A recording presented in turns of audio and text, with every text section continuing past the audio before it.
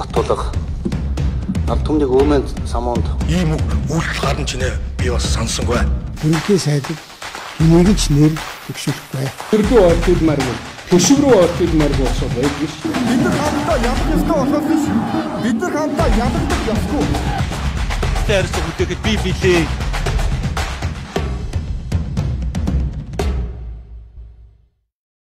Зарим дөрөв үзэгчтэй энэ твлээс та бүхэндээ баярлалаа. Хамгийн том нэвтрүүлгийн шинэ 7 хоногийн дугаар хүрэхэд бэлэн болсон байна. За бид бүхэн студид ярилцахаар Усаа урлагийн гишүүн Ишг Тэмбэрлэлийн Тэмүүжин урьж авчирсан. Орой мэнд. Орой мэнд. За би тантай өнөөдөр энэ улс төрийн хүрээнд дахиад нэг шинэ сэдв болж байна. Дээрээс нь бас агуулгын хувьд заавал ярих ёстой зүйл болж танаа бүлгээс тодорхойлол санаачсан. Хуулийн төсөлтэй холбоотой зүйлийг ярив. За хоёрд ер нь өнгөрсөн хугацаанд болсон энэ намрын чуулган гэдэг явж байгаа хэрнээ ямар ч шийдэл гарахгүй байгаа энэ нэг үйл явц дээр парламент ер нь ингээд парламент биш болж байгаа юм шиг байнгын ажиллагаатай парламент маань үйл ажиллагаанд тасалдаад байгаа юм шиг энэ зүйлүүдийн талаар тантай ярилцъя гэж үрсэн. За нэвтрүүлгийнхээ хамтран ажиллагчтай танилцуулъя. За хүнс групп хүнсний манлай үйлдвэр хүнс комплекс хамтран ажиллаж байгааг дуулахад хатаа байна. За ажил их үү гэж асуух гэхээр нөхцөлөдлийг хараад бас нэг сони юм. За ажил тавлгүй гэж эхлэе да. За яхав тавлаг. Үнэхээр сая ингээд нэг ардын нам буюу эрх баригч намын 3 хурлын дунд ингээд улс орноор бүтэн бужигналаа шүү дээ. Эхлээд удирдцол нь оролцсон баг. Тэгээ баг хурал нь оролцсон баг. Сая их хурал нь оролцож байна. Тэгээ энэ үйл явц ингээд энэ намын дарга хэн байх вэ гэдэг энэ өрсөлдөөн рүү ороод тэгээ зүгээр хөндлөнгөөс ажиглаж байгаа ажиглагчийн хувьд 3 юм хэлмээр санагдаж ирсэн. Яг болж байгаа үйл явцтай холбоотой. Нэгдүгээрт бол энэ Монгол улсад энэ улс төрчид хуучинч тийм одоо социализмын арга барил нь арайч нэг юм байгаагүй байх гэж би бодож байна. Тэгээ хуучны арай нэг зэрлэг хар энэ улс төрийн үйл явц хүмүүсийг эрүүл саруулаар асуудлыг ингээ жоохон хэрсүүгээр бодох зав өгөхгүй. Ерөөсөө хөөсрүүлэл бужигнаал эрүүл хэвэн байхтаа бол ингээд дүгнж болох байсан энгийн дүгнэлтүүдийг нь алга болгоол. Ерөөсөө нэг энэ хуваагдж байгаа хоёр талын айл нэгд орохгүй бол одоо хүн байгаа хинч биш юм шиг. Тэгээ байр сууриа илэрхийлэх юм уу эсвэл нэг ямар нэгэн байдлаар асуудлыг хоёрын дүгнэлт хэлэх юм бол чи тэрний тал энэний тал гэж хүчээр оруулаад. Тэгэхээр энэ хоёр тал ингээл дайсан болон одоо манай тал гэдэг юм уу эсвэл мангас болон баатар гэдэг юм уу ийм байдлаар ингээд зөрчилдүүлдэг.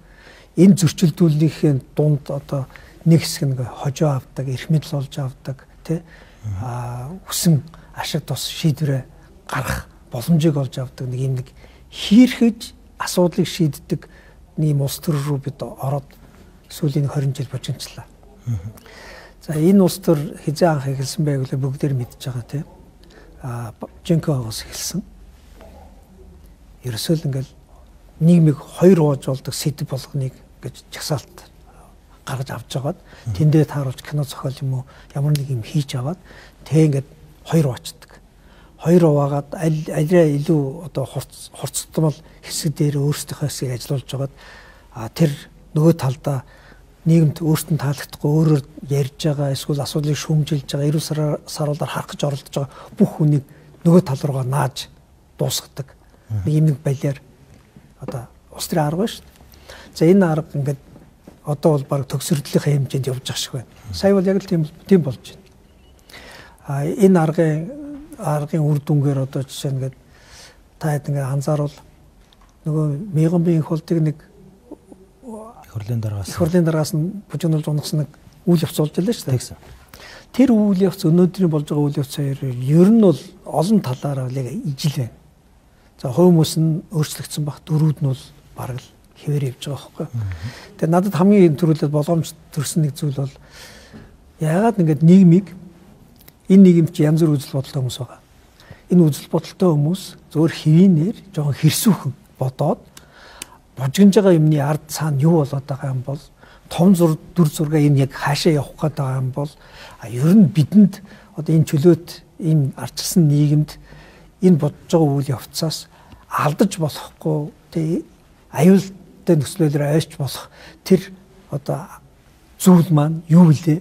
Тэр рүү маань халдаад байна үгүй юу гэдгийг ингээд зүгээр эрүүл саруулаар эргэцүүлэх боломжгүйгээр зүгээр л бүжигнүүлж шүү дээ. За хоёрт нь дахиад хөндлөнгөөс ажиглаж байгаа хүний нүдээр ингээ харахаар ер нь ардын намын дарга гэдэг чинь ер нь амиа тавиад болтгоо авж явах хэвээр нэг тийм шидийн эрх мэдэл юм уу суудлын шиг шүү дээ.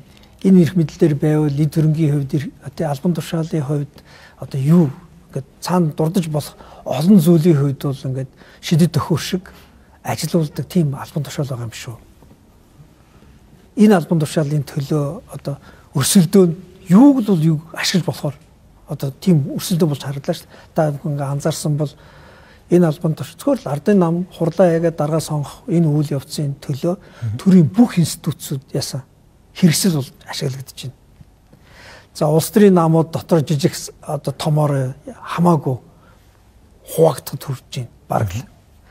Тэгээд ингээд нийгэм дээр ингээ харахаар хэвлэл мэдээлэл сошиал руу тий ямар их мөнгө урсаж орж ирж тий сүүлдээ ингээд зүгээр л хин илүү пиар, хин илүү тархи угаалт, хин илүү одоо давтамжтайгаар нэг нэгийгээ харлуулж гүтгсэн нь одоо ялах хэмжээний тийм өрсөлдөөн болж өрч байгаа.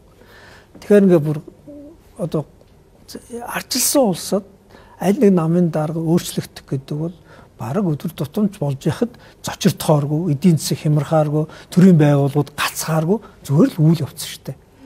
Өнөөдрийн нөхцөл байдлыг харахаар арчилсан намын дүр зургийг хараад бусад энэ 3 дахь хүчин болох гээд байгаа гэж өөрсдөө нэрлээд яваад байгаа энэ намуудыг харахаар яг үнэндээ ардын намыг барахгүй л шүү дээ. Арчилсан нам хэрвээ өрсөлдөөнд нь байгаад ийм зүйлийг болохгүй хэмжээнд байсан бол өнгөрсөн хугацаанд хурал дээр олон хулах засгийн газар дээр олон хулаа засгийн газараа бүрдүүлээд явах. Өнөөдөр энэ бидний өдөр болгон дарамтлалчлаа, улам хэцүү болгоод байна, ардын нам авилгачлаа, иргэдийнхээ боломжийг хулгайлаад байна гэдэг зүйлийг бид нар ярих боломжгүй л байсан шүү дээ. Уг нь танаа нам сайн байсан бол одоо над шүүмжлэг чинь зөвшөөрнө. Нэг одоо шүүмжлээс тойр цухтаад шаардлагагүй.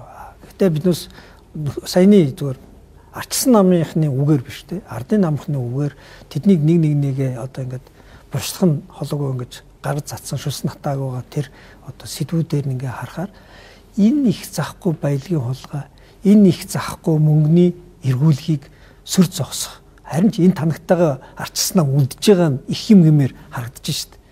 Сонгуул мөнгөний болцсон. Тэгээ ямар хэмжээний мөнгөөр ер нь бол энэ сонгуулийг худалдаж авч зохион байгуулж исэн бай гэдгийг харахад одоо энэ хулгай уудлаад ингээ хөнжлөөс өгөхөд задлж байгаа шүү дээ. Задлж байгаа тоон ингээ санаанд багтамгүй аманд одоо хэлэхэд одоо хэлж чадамгүй том тоонууд ярьж байгаа шүү дээ. Саяын болсон процесс дээр би дахиад одоо танаа намыг шүүмжилж байгаа юм шиг тань сонсогдох баг. Саяын парламент дээр ерөнхий сайдыг огцруулах нөгөө талд нь их хурлын даргыг үргэлж ажилласан чөлөөлөх гээд 2 бичгээр гарын үсэг зурж явлаа шүү дээ. Тэгээ энэ үйл явц өрнөсөөр байгаад өнөөдрийн байдалд хүрлээ. Энэ дээр ер нь арчилсан нам парламент доторх сөрөг хүчний үүргээ хэр гүйцэтгсэн гэж бодож байна. Таныг тавж байгаа юм гэж.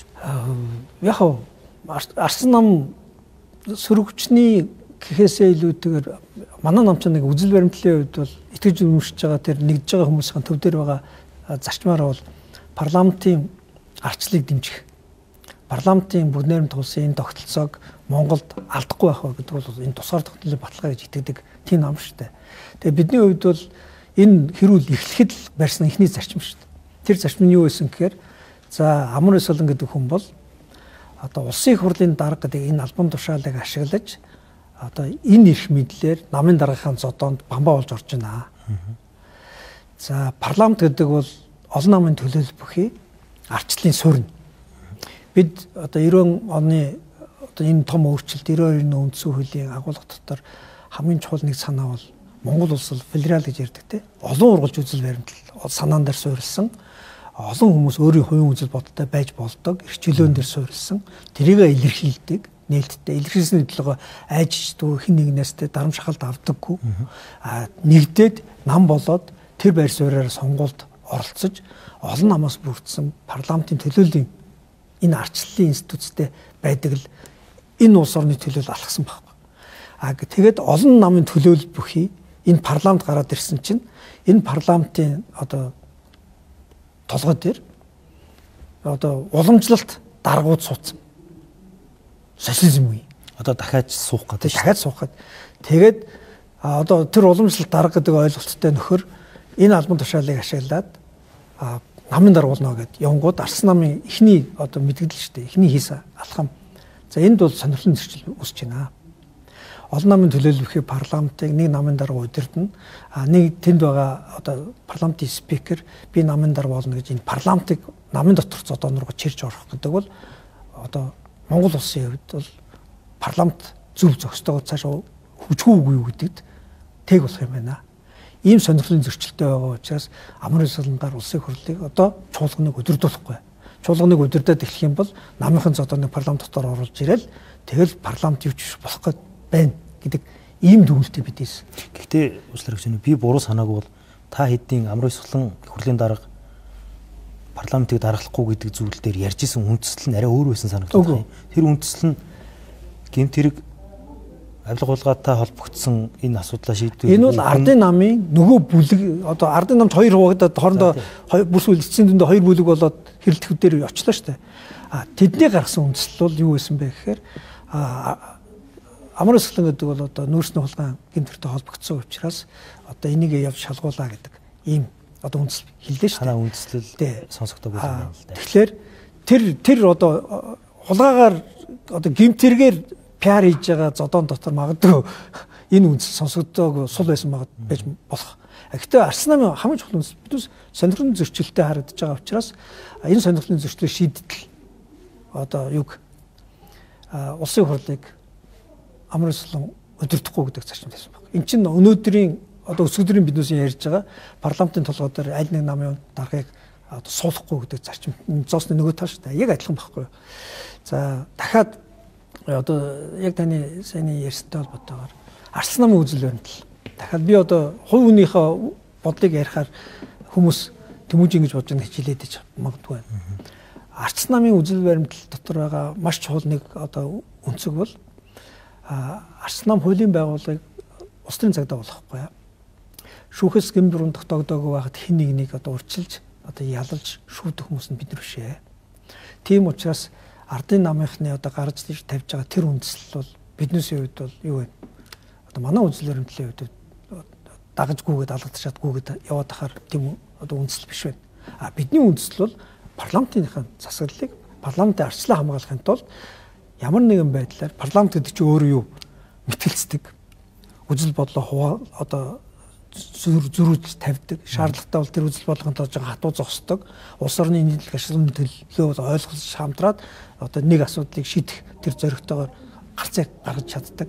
Тийм л одоо хилцүүлгийн эндэр багхгүй юу? Энэ хилцүүлгийн эндрийг намчрахдаг нэг талд нь очиод одоо дараагийн сонгуулио бодоод зогсож байдаг намын дарга даргална гэдэг бол энэ парламентын энэ одоо талбар өөр алга болно гэсэн. Арслан нам ингээд хоёулангийн нөхцруулнаа ч юм уу. Парламентаа талд байна гэх ингээд бүлгэрээ гарч ирээд мэдээлэл хийгээд гой гой юмнууд яриад байгаа шүү дээ. Ярьсан. Гэтэ яг амьдрал дээр Арслан нам сая нэг хэсэг нь хурлын дарга асан амар хэсгэлэн гэдэг үний талд нөгөө хэсэг нь засгийн газрын талд очил зогссон шүү дээ. Та нар өөрсдөө ингээд ярьж байгаа юмнасаа ерөөсөө хэдхэн минутын дараа тэр хурл болдог орой бутсан шүү дээ. Энэ дахиад яг наад асуудал дээр чинь тэр хоёрын талд зогссон тухай бол Арслан нам аль нэгэн зогсоогүй шүү дээ.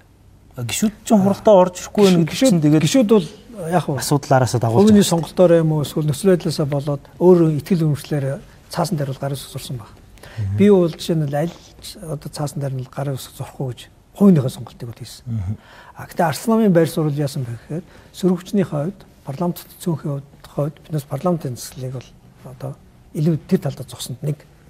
За хоёрт нь бол дахиад асуудал байгаа нь юу гэхээр засгийн газрын таламжч нар, ерөнхий сайдчид нар, улсын хурлын даргамч нар, тэдний одоо хэсгэнч нар аль нь энэ намынхан даргын өрсөлдөөн төрийн институцүүдийг ашиглаад эхэлж байна. Тэгээд ийм тохиолдолд бол сөрөгчний байр суурь бол тэгвэл энэ хоёр хуйлаа энэ төрийн институцүүдийнхаа одоо ашиглаж байгаа тэр их хэмнэл дээрээсээ биш хуйлаа буугаад намынхан уралдаар очиод тэр намынхан гишүүнийхээ хувьд хин даргуулах гэдэг тэндээ үзэх хэрэгтэй шүү дээ гэдэг тийм зарчмыг л Арслан нам илэрхийлсэн шүү дээ. Тэрэндээ хүрээгүй шүү дээ. Тэрэндээ хүрсэн биднээс. Та Танаа зарим гүшүүд орж ирээгүй шүү дээ. Ирц хүрээгүй. Та анзаарсан бол Ардсан намынхан гарын үсэг зороо шахалт үзүүлж иж одоо амар өсөлн гэдэг хүн яасан. Их хурлын дараасаа буусан. За Ардсан намынхан эрс бүрдүүлж орж иж санал хураалтанд орж иж засгийн газар огцортой холбоотой асуудал үндсэн хуулийнхаа хугацаанд дотор шийдэгдсэн. Энэ Ардсан намын оролцоотой шийдэгдэж байгаа зүйл шүү. Оролцоотой шийдэгдсэн. Гэхдээ тэр өдөртөө шууд явахгүйгээр энд ингэ зөндөө яриа хэлцлээ. Одоо та сая хэлж штэ Ардсан нам хоёулангийн огцруулна гэдэг бүлгийн шийдвэр гарч иж амар өсөлн гэдэг хүн албан тушаалаас огцрох хүргэлтлээ өгсөн гэж байгаа. Тэгэхээр би бол хэлж мэдэхгүй л дээ. Гэхдээ зүгээр миний хувьд хаамгаар энэ яриа хэлцэл болж байж хоёулангийн огцроо гэдэг шахалтыг танаа бүлэг тавьж байж тэр хүн өргөдлөө өгсөн байх л гэж би зүгээр бодож байна. Энэ нөхцөл байдлыг тооцохгүйгээр дангаараа өөрөө төрүүлээд яваад өгнө гэдэг энэ имзэг хайдалж штэ амьд үлдэхүүг уу гэдэг энэ сонголтын хүн байгаа хүн ийм зүйл рүү өсөрж орохгүй байх л та. Ер нь бол Ардсан намын тэр хоёулангийн огцруулна гэдэг тэр мэдээллийн дараа амар өсөлт фактнтэй улсын хурлын дараа өгсөн. Факт нь улсын хурл хуралдаад засгийн газар ерөнхий сайдын огцруулах асуудлаар шийдвэр гаргасан. Тэр шийдвэр нь үндсэн хуулийн одоо зөрчсөн үү гэдэг бол тусдаа асуудал. Дахиад тавь дээр ярих асуудал болоод энэ өнөөдөр асуудал. Яг би танаас асууя, та нэг боломжтой бол хариулаад өгөөч. Яг тийм хоёулангийн огцроо гэдэг шийдвэрээ Ардсан намын бүлэг гаргацгаа би өргөдлөө өгчий гэдэг яриа хөшгөний ард явсан юм уу? Үгүй ээ. Ер нь бол Ардсан намын шийдвэр гаргахад гишүүдийн байр суурь бол 3-4 янз байсан. 3-4 янзын үндслээр тэр байр суурь руу одоо нэгдэж гэсэн үг. За зарим нь бол нэгэн сөрөг хүчин юм чинь засгийн газар ногцрох их хурлын дарга ногцрох гэдэг ирэх барьж байгаа намын энэ хоорондын зодооны энэ боломж бол сөрөг хүчинд бол тэр бол олдохгүй зүйлээ. Тийм учраас энэ дээр бол нэгдмэл байр суурьтай уршаад түлхээд зөртөө явах хэрэгтэй гэдэг нэг хэсэг нь үзэж байгаа. Нэг хэсэг нь бол энэ хувь хүн амар өсгөлэн гэдэг эсвэл одоо зандан шатар гэдэг хувь хүмүүсийн одоо хувийн харьцаатай гэх юм уу? Харьцааны тэр яриа хэлцлийнхаа ард очоод зогссон бас байсан. Тийм учраас хуулийн огцорно гэдэг нь ямар ч байсан одоо юу гэдгийг хувийн яриа хэлцэл гэхээр тэр хүмүүстэй танаа зарим гүшүүд чинь хувийн харилцаа үүсгэсэн асуудал ярьсан юм. Тэр бол одоо нууц биш. Одоо сайн дурын ийм хувийн тоглолтууд тэн дотор ч бас цөөн биш үргэлжилсэн. Миний хэлээд байгаа танаас асуугаад байгаа юм чинь энэ л дээ. Нэг байж чадаагүй Ардсан нам сая ажиллаа муу хэлээл гэж би товчхон хэлэх гээд байгаа. Та юу гэж бодож байна? Яг цаг хугацаа тэгээд харуулна шүү дээ. Парламент бол мэдээж ажил хийгээд хууль тогтоох үүргээ гүйцэтгэх явах хэрэгтэй. Гэхдээ нам тэг улс төрч гэдэг чинь улс төр хийх ёстой шүү дээ. Хэмжээ хязгаартай. Би тэрэнд над чинь саналтай нэг байна. Хэрвээ миний бодлоор гэхдээ одоо дахиад би гэхдээ гэдэг үг хэлж байгаа. Ардсан намын дарга сонгоод удааг байна. Ер нь бол нам гэдэг зохион байгуулалтын хувьд бүрэн нэг тогтолцоонд орох арай болоогүй. Яг гэвэл дүрмээ улсын дээд шүгт бүртгүүлээд улс төрийн намын хуулиар ингээ албан ёсоор ингээ бүх систем нэг автомат хийх хэрэгтэй шүү дээ. За тэр үйл явц арай болоогүй байна. За яг энэ завсар сая улс төрийн үйл явц болсон. Тэгээ Ардсан намын дотоод соёл гэдэг юм уу зарчмаа биднес тогтох нэг зүйл бол одоо сайн дурын уран сайханчдаар нөгөө намын хэсгүүдтэй ингэж уулзалтаж яриа хэлц, хувийн яриа хэлцэл хийж улс төр тоглодог биш.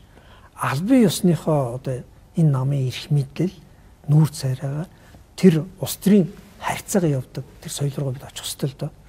Саяны үйл явц бол үнэхээр тийм байсан гэдэг би 100% хүлээн зөвшөөрч байна. Яг гэвэл засгийн газрын хожим сайд байсан зарим нэг гишүүд бүлэг дотор нам дотор ярилцахгүйгээр тийш очиод гарын үлийн үсэг зурсан тохиолдол байна. Нөгөө талд нь дахиад бүлэг дотор нам дотор эцлэн ярилцахгүйгээр сайн дураараа том албан тушаалтнуудын нөмөр нөлөгд орорчгүйгээд дахиад нөгөө талд нь гүйсэн хүмүүс байна. Энэ нь Ардсан намын бүлэг Ардсан намын олонх ерөөсөө биш байхгүй юу? Энэ нь тодорхой хэсэг гэдэг юм л. Ардсан намын олонх Ардсан намын яг төв хэсэг нь ярилцчээ шийдвэр гаргана, ярилцчээ алах юм. Тэгээд та бүхэн анзаарсан бол хуралдаад тодорхой мэдээллүүдийг албан ёсоор бүлгийн нэрээс за би 2-3 өгсөн ба, бүлгийн дараа бас нэг хэд өгсөн ба. Тэр бол албан ёсных нь байр суурь мэдээллүүд байсан баг. Харамсалтай нь албан ёсны байр суурь мэдээллүүдээс давсан хувийн тоглолтууд үргэлжилсэн байхыг үүсэхгүй.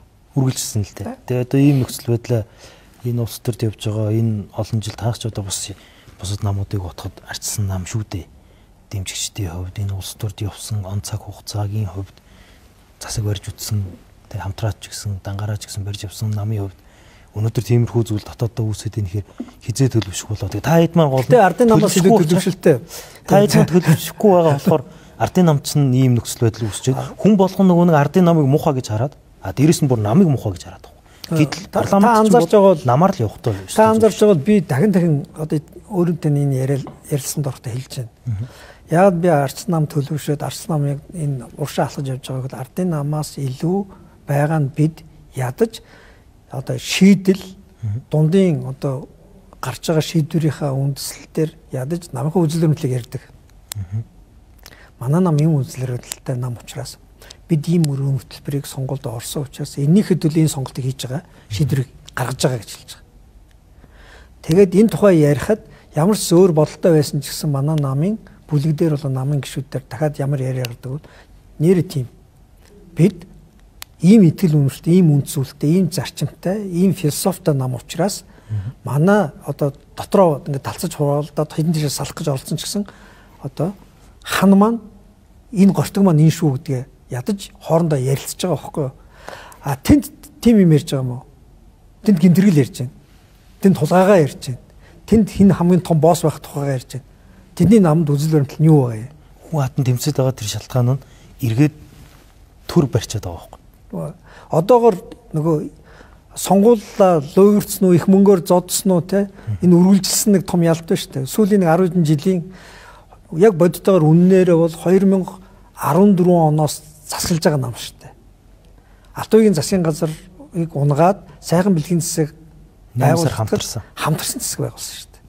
Тэгээ 16 оноос дангаараа улсын хурал дээр бүр хит олонх ийм байдлаар засгалсан нам өнөөдөр байгаа царайг нь харалтаа. Тэгэд энийг харьцуулчаад хурлаа нэг сценартай гой өнгөтэй хийхээр одоо төлөвсөн нам болд юм уу? Эсвэл тэ энэ улс орны хөгжилд жоохон ч үзэл санааныхаа бодлогыг хэрэгжүүлээд уршилж байгаа нам нь төлөвсөн нам юм. Сая ингээд зөв богино хугацаанд ганц төмөрийн би дургу байсан л да. Засагт хамтрах бол шаардлагагүй, хамтарч болохгүй гэдэг хувийн байр суурьтай байсан. Гэхдээ ганц төмөр хамтраад хийхэд ажлыг нь хэн нугалж өгсөн юм? Энэ богино хугацаанд жил хүрэхгүй хугацаанд дотор арслан намын хідэн сайдл олон жил зогссон байсан гацсан зүйлүүдийг нь урьдчилуулж, зориулж барьж авахгүй байсан ажлуудыг нь барьж авч, хараал өрөөлийг нь сонсч ээж урьдчилуулаа үсттэй. Ажил хийдэг намыг төлөвсөн гэж хэлдэг юм уу? Эсвэл хулгай ээгээд хулгайныхаа ард алдцдаг намыг төлөвсөн гэж үздэг юм. Дөрмөө дагдаг намыг л төлөвсөн гэж үзнэ. Одоо бол аль нь дөрмөө даах зохион байгуулалтаа улс төрийн намын хуулинд нийцүүлээд дээж өгөхд оруулж байна. Тий. За, хоёулаа тэр таны яриан дээрээс нөгөө намын дөрмийг бүртгээгүй гэж штэ. Энийний ард ингээд та тэрний нэг хэлэхгүй яг би бол асуумаар санагдаад энэ хэлэх хэсгийг би бол мэдгүй. Барьцаа яваад байгаа байхгүй. Бидний нөгөө нэг дээд шүүхтэр очоод намын дүрм бүртгэж авахгүй байна гэдг нь тэнд дахиж буцаагаад магадгүй намын даргаыг солих процесс явах. Энэ засгийн газрыг үлдээх үгүй юу гэдгийг конопны асуудал яригдах учраас дээд шүүхтэн дээр бүртгэж аваагүй нөхцөл байна уу юу? Яг хардталт байхыг үгүйсэхгүй. Хардталт бол хоосон биш шүү дээ. Яг л урд өмнөх түүх байгаа. Арслан намыг яг энэ дээд шүүхийн бүртгэлтэй холбоотой асуудлаар хоёр тамхтай, хоёр даргатай болгож аваад тэгээд одоо сонгуулийг даваад эрх мэдлээ хадгалж үлдээд олон холч хуураад гэд ийм ажлууд хийсэн шүү дээ. Зарим хэсэг нь энэ одоо бүртгэлийнх нь 8-аар одоо бүлдэгдүүлээд гэдэг юм уу? Гатганд нь ороод зөвхөн тэр намын одоо магтан дуулагч болж хуураад гихмчлэн гэд ийм үйл явдлууд болсон. Ийм үйл явдлууд сурамж байгаа учраас манай нам дотор ч гэсэн зарим хүмүүс хардж байгаа. Гэхдээ би одоо дээд шүүхийн одоо тайлбар болон ирсэн бичиг баримтыг хараад за арайч одоо яг өмнөх тий бэхэн хатаагүй байгаа дээд шүүх улс төрийн тоглоом болж исэн тэр үеэс арай зарчимтай арай шийдэлтэй тайлбаруудтай цаас буцаж ирсэн юм уу гэж бодож итгэж байгаа. Танах өөрсдөө ажлуудаа хийсэн байх магадлал нарай илүү гэсэн үг үү? Байна, тийм байна. Биднээс яг тэгвэл зөвхөн улсын хурлын биш улс төрийн намын тухай хуулийн шаардж байгаа тэр шаардлагад нийцүүлж дөрмөө өөрчлөөгөө дөрмийн шинжилсэн найруулга маягтай том өөрчлөлт явуулсан. Тэгэхээр тийм том өөрчлөлтөн дотор бас ажлын хэсэг болон тэр үед хилцүүлгийн явцад хараагүй болон алдаа гарсан юмнууд байна. Тэрвэл хүлээн зөвшөөрөх ёстой. Тэрийгэ засаад явуулаад шийдэхэд бүртгэж авахгүй саяны хардал тарина. За юу вүлээ?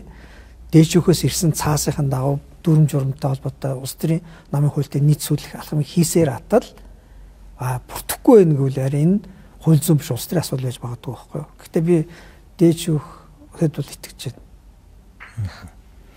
За одоо хоёр дахь зүйл. Парламент хуралдаж чадахгүй байлаа. Одоо сүүлдээ хуралдаж байгаа нэртэй хэрнээ эсвүүлтгүй гэдэг тийм. Одоо намрын чуулган ихснээс хойш хууль баталсан юм уу? Төсвийн тухай хуулийг л баталсан баг. За баг батлаагүй. Ер нь батлаагүй. Ер нь за ингээ парламент гатчлаа. Засгийн газар нөгөө төвшөнд ингээд нэг таны хэлж байгаа нэг юм гэмт хэрэг ч юм уу эсвэл баахан нэг бичиг цаас ил болгоод за бас ингээд засгийн газар үлдэхийн тулд ажлууд юмнууд явсан баг. Тэгэд энэ бүр дахиад даамжрангуудад цэц рүү явуулчихсан. Бүхэлдээ ингээд төрийн институт гэж бид бүхний ярьдаг тэр хэсэг рүү орж ирээд тэднийг ингээд үнцэнгүй болгоо хийчих. Энэ зүйлийг та юу гэдэг вэ? Яг хөө бидэнд одоо ингээд энэ сургамжин дээр жоох ухаарад урагшлах энэ саний болж байгаа үйл явц чинь нэг 2-3 зүйлийг ингээд дахин давтан ингээд арьс махан дээр зогч штэ. Бүр гол гогдож хэлж байна. Тэр нь юу вэ гэхээр нэгдүгээрт Монгол улсын төлөвлөлтийн оюухан ажилтгүй юм байна. Уршаагаа хараад, ирээдүгөө хараад саяны эрслүүдээс одоо сургамж аваад бид ийм алхам уу, ийм шийдлүүдийг аль намс тий аль намын лидерүүд нь хийх ёстой шүү дээ гэдэг. Тэр рүүгээ ерөөсөө явахгүй. Дандаа эргэж бутсан, ашаага ухсан. Тэгээд ардаа үлдсэн түүхээрээ одоо тэн дотор нэг баатар болох гэж оролцсон, шагнал одоо гавьяа үүрэх гэж оролцсон. Тийм л улс төр хийгээд байна шүү дээ. Энэ улс орнч урагшлах ёстой шүү дээ. Тэгэхээр ингэ яг энэ урагшлагтай холбоотой энэ оюухан ажиллахгүй байна. Шийдвэрүүд гарахгүй байна. Хилцүүлүүд өрнөхгүй байна. Парламент дээр Монгол улс дараагийн жилийн дараах үйл явдал дээр хаана очсон байх вэ? 4 жилийн дараа хаашаа явсан байх вэ гэдэг тийм хилцүүлүүд юу нэгдэж гинөө. Огт хийгдэхгүй. Парламент дээр нэгдэхгүй. Засгийн газрын төвшин тийм юм ярьж улсын их хурл руу оруулж ирж гинөө. Оруулж ирэхгүй. Нийгэмд сошиал болон хэвлэл мэдээлэл болон нийгмийн оюун санаан дээр энэ тухай яриа өрнөж гинөө. Үгүй. Үгүй. Биднээс нийгмийн сэтгэл зүй хүртэл гэмтсэн байна. Тэгэхээр одоо биднээс нэг юм дээр зоригтой ч гэсэн энэ одоо нийгмийн шуурч байгаа давлгаан дотор орж хөвөхгүй ч гэсэн эргүү нь гарч байгаад энэ чинь хил хэмжээний судлаачд нь, эрдэмтд нь, мэрэгчлэтнүүд нь хаана байна? Жохон зоригтой дуурах цаг болсон байж тээ. Байхгүй болсон юм шиг санагдчих. Сая үйл явдал тэр. За дахиад одоо энэ хэсгийг харъя. За хоёр дахь нь өнөөдрийн улс төр өнөөдрийн одоо дарга цэрэг хувь хүмүүсийн асуудал бол энэ бол нэг 5 жил 10 жилийн л үйл явц. 10 жилийн дараа юм уу 5 жилийн дараа зарим нь байхгүй болцсон. Зарим нь улс төрөөс гараа явцсан. Зарим нь эрх мэдлээс унтсан. Шинэ хүмүүс гараад ирсэн. Үн чинь ингээд үйл явц واخхой юу? Гэхдээ энэ үйл явцын цаана тогтолцоо систем өөрөө том зургаараа эрүүл амьд зөв үлдэж явах хэрэгтэй шүү дээ. За энийг хардаг хүмүүс байна уу? Одоо энэнийг бодож боломжтой сэрдэг хүмүүс байна уу? Байхгүй. Саяны зодон дотор хамгийн их хохирсон одоо институц парламент. Хамгийн их одоо завчигдаж нэрээ ашиглуулж одоо нурж унж байгаа зүйл бол үнцүүлийн дэвжүүр. Гэтэл энэ тухай эрүүл саруулаар ярилцж гин үү? Ярих гэж оролдвол аль нэгнийх нь талд нийлж папу одоо тэрний Женко ч юм уу юм чи мэдгүй. Одоо би яг 10 жилийн өмнө Женко яг ийм технологи хэрэглэж байсан юм. Нүүрсний намынхан MCC-ийн энэ талд нь одоо шударгасыг одоо хамгаалж байгаа эх оронч нэг хэсэг нөхдүүд. За ингэж хувааж авч байгаад яг тэр үед манай яг өнөөдрөх шиг энэ хэрүүл тэмцлийн одоо үзүүр дээр манай моохих явжсэн. Өө сүлдээ бол өрсөлдөгч намынхаа одоо намын даргаыг одоо бурхамчлан шүтээд өөрсдийнхөө намыг дэвсэлдэг одоо тим одоо улс төр хөвгөл хийсэн. Сая улс төр гэсэн таны хэлээд байгаа муу оролцсон юм шүү. Манай ч гэсэн одоо үйл явц тагсан баг. Тэнгууд нэг хэдэн жилийн дараа нөгөө магтан дуулжсэн хүмүүсээ ямар аимшиг муухан хүн бэ гэ бүр нөгөө тал руугаа явтлаа галзуурцаасан байхгүй юу. Өнөөдөр ч гэсэн яг тийм үйл явц болж байна. Зөвхөн би нэг энэ болж байгаа үйл явц дотор нам дотор шүүмжлэлтэй нэг хандсан нэг үг ганц үг л хэлсэн юм. Тэрний юу байсан гэхээр манай намхан ямар сони юм бэ? Ардын намхан арц намыг хуваагдахад хоёр талд гарч байгаад хоёулаа арц намыг ямар муухай болох тухай балбаж ирсэн. Өнөөдөр ардын нам хоёр хуваагдаад хоорондоо алдсан чинь манай намын хоёр талд нь гараад дэмжиж исэн. Тэ хоёр гарал талд нь тэднийг дэмжихээсээ гадна нөгөө балбах хөнөө болсон чинь нэгээ балбаад гэсэн. Өө чи тэднийхэн чи тэрний одоо ч тэр нь дуусахгүй. Тэгэд ардын нам хуваагдсан ч арц намынхан хуваагдсан ч арц нам хоёр талдаараа зөвхөн өөрсдөө муулдаг. Ийм одоо гажиг соёл, ийм улс төрийн одоо буруу хэрхэл хинээс суралцж байгаа. Энэ өөрөө ингээ харахаар нөгөө түрүүний Жинкогийн бий болгосон манай нам дотор тарьсан үр байгаа байхгүй. Арчлсан намынхан ардын намын өөдөөс хараад тэдний буруу зүйлийг эрх мэдэлтэй хамгийн том дарга нь эн чин буруу гэж зоригтой хэлэх чадваргүй. Зөвхөн тэр үгээ хинт хэлдэг вэхээр зөвөр намынхаа хажууд нь зогсож байгаа хин нэгэнд чи тэдний тал чи муу арчаагүй гэж тэргээл балбдаг. Харин тийм учраас би гүшүүнэ нөгөө за сая төсвийг нь за бид нар хиймэл юмд айгүй хууртаж парламент маань гоё байна. Төсөв батлагчлаа. Гэтэл яг үндэ ямар төсөв батлагч үгүй. Би саяны төсвийг нь зогсоогоо. үгийг дуусгаад хоёр даргаыг нь унгаагаад тийм учраас биднээс одоо ингээд жоохон эрүүлэр хараад юмыг ингээд хин чанга дуурсан эсвэл хин хэрэлдсэн эсвэл хин хараад өрөөлөх ярьсан эцсийн дүндээ хин илүү гимтэргийг тэ одоо зүйлчилж хин нэг шорон гяндангаар мө хонглоор айлгсан ялдаг юм биш. Ялалт гэдэг зүйл бол улс орны хөгжилд хувь нэмэр оруулдаг. Зөв тогтолцоо өв үлдээж чаддаг. Өнөөдрийн бужигнаанд 90 сарлаар харж чадахгүй байсан ч гэсэн тоос нь боход маргааш энэ нь зөв байсан байж таа гэдэг тэр цэгдэр очиод ядаж зогсцсон уул нь энэ байгаа байхгүй юу гэд тэ юм болоод өнгөрсний дараа мэрэгэн ухаантай цайруулах биш. Болоод эхлэх болж байгаа үйл явц дотор жоохсон гэсэн зоригтой адлагдажсэн ч гэсэн олгон дэмжээгүй байсан ч гэсэн тэ ийшээ явна шүү гэж хэлж чадах тийм зарчим нь л хөгжлийг авчирдаг шүү дээ. Тэгэхээр би бол Арслан намыг энэ зарчим дээр зогсоосоо гэж үзэж байна. Арслан нам угаасаа л юм байсан. Арслан нам хэцүү үед ч гэсэн зүүн тал цөөхөлөөжсэн гараад зогсдог. Адлуулж исэн ч гэсэн за энэ нь арай эрүүл, энэ нь арай зөв, энэ илүү урт хугацаанд улс оронд хэрэгтэй дээ гэдэг юма шоронд орж исэн ч гэсэн хилэд дуурж идэг л тийм хүмүүс байсан шүү дээ. Тэгэхээр би тэр тал дээр л очиж зогсоосоо гэж үзэж байна. Одоо ингээд сая та хэлж штэ. Нэг Женко гэдэг хүн эсвэл энд нэг дахиад нэг өөр хүн төрүүлэл ингээд энэ улс оронд парламент дээр, засгийн газар дээр, хэвлэл дээр, иргэд дээр, сошиал бүх төвшөнд хэрүүлээс өөр юу ч алга. Энэ бодлого урагшилж байгаа, зөв зүйлийн тухай ярьж байгаа юм. Тэгэхээр би л сүүлийн үед олж харахгүй болчлоо. Энэ чигээ 28% хүртэл энэ үгэлжлэх юм шиг байна. Шатаараас нь сонгуулиуд явна. Тэгээ энэ дээр би нэг зүгээр юм асуумаар байна танаас. Энэ их хурлын даргаыг намын дарга хийж болохгүй гэдэг хуулийн санаачлаад тэр агуулга таныг яриа гараад ирэхээр энэ нөгөө Женкогийн хийхийг хүсэж байгаа юмыг нь бариад өгч шít. Яриад байдаг зүйлийнхаа эсрэг явж гин гэдэг. Тань дээр ч гэсэн шүүмжил нам дотроос ч хэвлэлээс орж ирж шít. Тиймэрхүү юм гарна. Гэтэ ингээ харахаар бас тэр оюун эрдэнэ гэдэг хүнтэй тийм ээ. Тэр ах янз янзын юмараа холбоотой гэдэг өнгөрсөн хугацаанд хамтдаа явсан гэдэг ийм улс төрийн асуудлууд яригдаад идэг. Тэр талд нь таны өнөөдрийн барьж байгаа хуульч гэсэн бас үйлчлж өгөх юм шиг харагдаад байна. Таны юу гэж тайлбарлаа? Уул нь бол тийм биш. Уул нь бол тийм биш гэдэг үг яагаад би ингэж хэлж ийнэ вэ гэхээр ардын намынхны энэ галзуурал намын дарга ямар нэгэн том дарга байх хэрэгтэй гэж бодоод байна шүү дээ. Манай намын дарга учраас нэг том дарга байх хэрэгтэй. За тэр том дарга нь юу гэж болох вэ гингод ардын намынхны сүүлийн 30 хэдэн жил бүтээсэн нэг 3 дарга болсон. Ерөнхийлөгч, ерөнхий сайд, их хурлын дарга. За энэ 3 бол ингээд нөгөө социализм үеийн нэг даргатай байсан бол дарга гэдэг сэтрэ энэ дарга гэдэг одоо энэ нэг буруу гажиг одоо үзэгдлээ авч үлдэхтэй төрийн 3 өндөрлөг 3 дарга улсны аюулгүй байдлын зөвлөлийн 3 гишүүн 01 02 03 гэдэг өргөмжилсэн.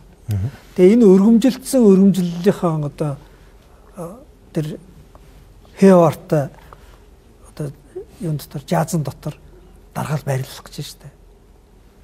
Энийг биднээс ардын намын шиг харж сэтгэж болохгүй шүү дээ. Яагаад улсын хурлын одоо парламентын хуралдаан удирддаг хуралдаан даргалагч спикерийг улсын хурлын дарга гэдэг ер нь нэрлэлцсэн. Тэгээ нөгөөх нь дарга учраас би одоо энэ 126 юу 76-гийн тэрний дарга нь эдгээр бидний цэрэг. Энэ бол нэг анги, би ангийн ахлагч нь гэж бодцсон. Тэгээ улсын хурлаас илүү их мэдлийг яагаад өөр дээр ингээ аваад улсын хурлын томилох хөстө албан тушаалтнуудыг бий л томилж байгаа гэдэг ойлголтоо болоо хувирдсан. Тэгээ сүүлдээ бүр улсын хурлаас гадна эрх хэлдэг болоо хувирдсан. Парламент бол хуралдаж хуралдаанаас асуулаа шийдвэрлэдэг болохоос улсын хурлын дарга энэ тэнд очиод улсын хурлын дарга ингэж бодож гин ингэж шийдэж гин гэд улсын хурлыг төлөөлөөд шийдвэр гаргацаад яваад иж болохгүй шүү дээ. Тэгээ энэ бүхэн ч юутай холбоотойгоо биднээс нөгөө социализмоос салж чаддаг. Нөгөө бүсгүй тосноос явсан тосон бүсгүйгээс явсангүй гэдэг үг өгдөг шүү дээ. Яг тийм болчих. Одоо ингээд эрүүл саруулаар хараа л да. Бид арчилсан нийгэмд амьдрах гэж оролдож байгаа. Ямар арчилсан нийгэмд 3 дарга нь ард түмнээс тусдаа уулын яамд очиод амьдарч идэг юм. Энд чинь эрүүл биш шүү дээ. Ямар 3 дарга нь парламентын танхим дотроо тайзан дээр гараад зэрэгсэл суугаад одоо ноёны ажил хийгээд феодализм тогтоогоо сууж идэв. Уг нь бол аюулгүй байдлыг л хамгаалж байгаа л зүйл л дээ. Тэгэнгүүт нь ямар 3 дарга парламентаас гадуур үндсэн хуулийн бус механизм дотор үндэсний аюулгүй байдлын зөвлөгөө тусдаа хурал гаргаад хийгээд тэгээ Монгол улсын хувь заяаг хөшгөний ард шийдээ сууж идэв. Энэ ч өөр Монгол үндсэн хуулийн байгуул биш үү? Үндсэн хуулиараа бид хууль тогтоох гүйцэтгэх шүүхийн эрх мэдлийг хуваарлсан болохоос биш төрийн 3 өндөрлөг гэдэг албан тушаалтнуудад үндсэн хуулийн дэг журам байгууллагыг бий болгож өгөөгүй. Гэтэл энэ өөрөө нөгөө дарга шүтдэг нам яаж гэнэ вэ?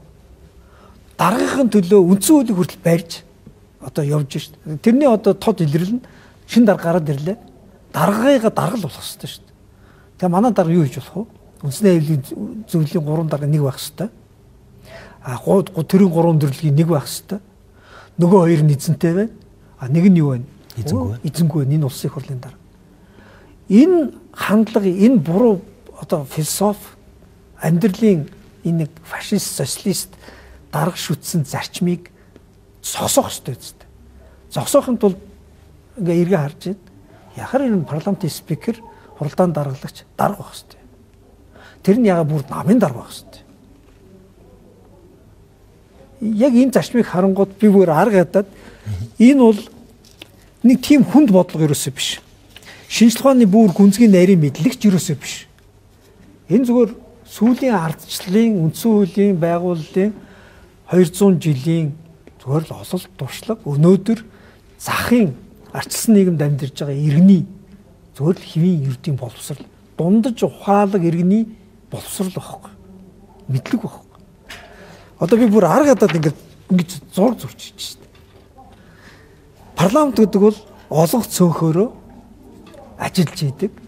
Олон намын төлөөлөл бүхий өөр үзэл бодол бодлого өрсөлдөж идэг, хилцэгдэж яригдж идэг талбар. Мэтгэлцээний талбар. Энэ талбар дээр олонх цөөнх гэдэг парламентын үндсэн бүтц байна. Энэ нь засгийн газрын эрх мэдэлтэй одоо очивол нэг нь юу эрх баригч, нөгөө нь сөрөгч. Энэ хоёрын мэтгэлцээний энэ талбар 3-4 одоо шин чанарт. Нэгдүгээр мэтгэлцэх ёстой. Хоёрдугаарт олонхын шийдвэр гаргаж цөөхөн хянах ёстой. Гуравдугаарт ямар ч тохиолдолд мандат авсан парламентын гишүүд энэ олон цөөх сөрөг хүчин эсвэл засгийн газар гэдэг байр сууриас гадуур бас яах ёстой.